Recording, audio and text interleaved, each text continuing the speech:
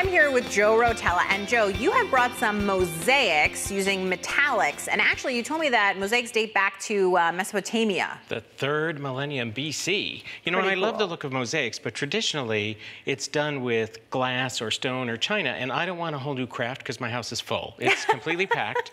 So I thought, what could I do similar? So I found the foiled papers, and they remind me of shiny glass. So when I start a mosaic, I like to get my colors together first. And, you know, the solid colors are beautiful.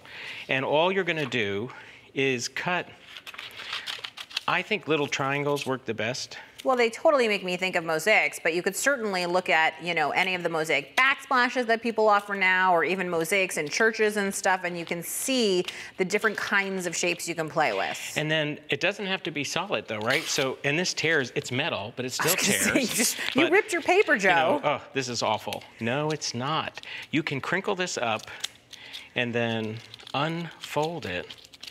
And now our tiles would have a totally different look to them. They'll be like textured instead of being completely flat. That's cool. And so we could cut triangles out of this. We could also take this and use an ink that's meant to remove color and just go over the crinklies. Yeah. Is crinklies a word? And wait a second, my brain is on fire, and it's going to remove the color just where those lines are. That is such a cool effect. It looks like you have a tree there. And you could go real dramatic. This is actually the refill, but you could splatter this on. You could do a few drops. Oh my gosh, the things you can do with re-inkers. I think people think of them only for re-inking ink pads, but they really can be so much more. You got to move fast here, because you could leave it mottled, you could leave it spotted. So this is going to give me all the colors that I've cut up in all these little cups.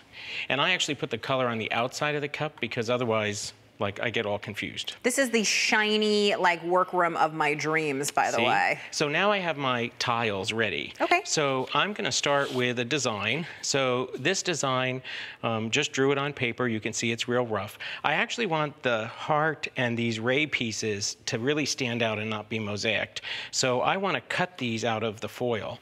You could use an electronic cutting machine and scan it and then cut it in.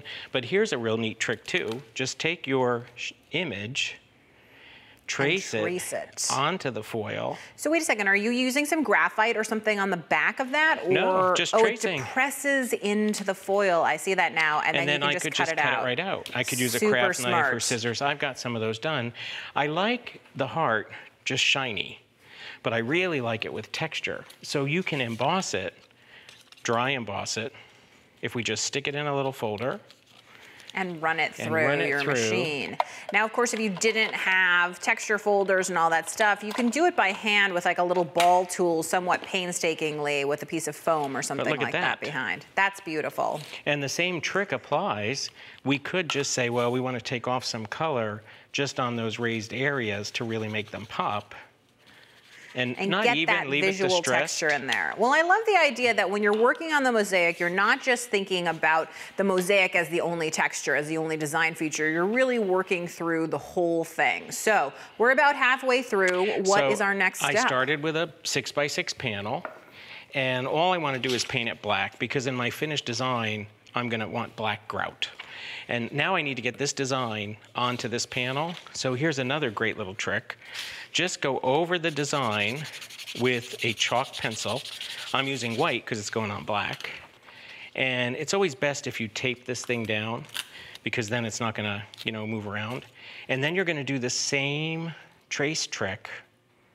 And when we're done, you have your design right on the black. Very cool. So I have one of those done. And I've got my whole design ready to go, all done. So now we're going to put a double-sided piece of adhesive on it. So right over those white lines, you don't care about that. Over the whole shebang. Now I started to peel this, but here's another little trick when you work with these. If you use a pin, it lifts up pretty easily. So I've got this cut to 6x6. I'm just going to stick it on there. And you can trim the excess over the edge and stuff once you get it on, no worries. I always think it's a better idea to make it a little bit larger than you need so that you can trim that excess instead of having it be too small. Yep.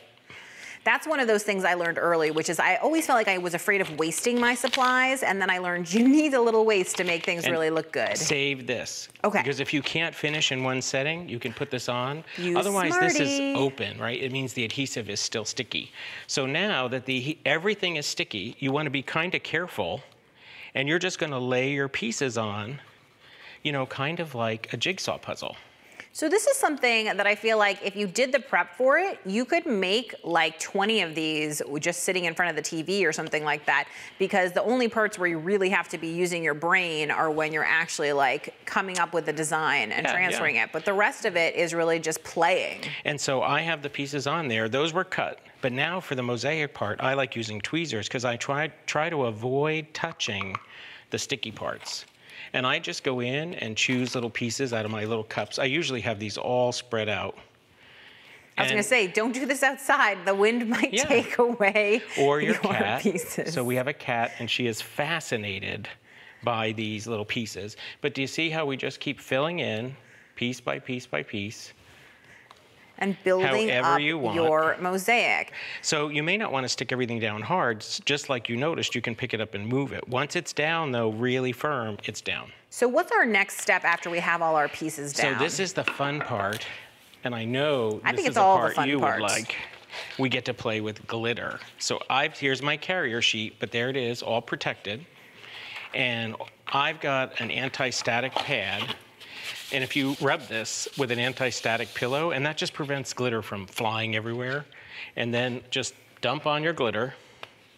And the key here is you can't just dump it on like this and then say, okay, shake it off and we're done. You actually have to press it into that adhesive.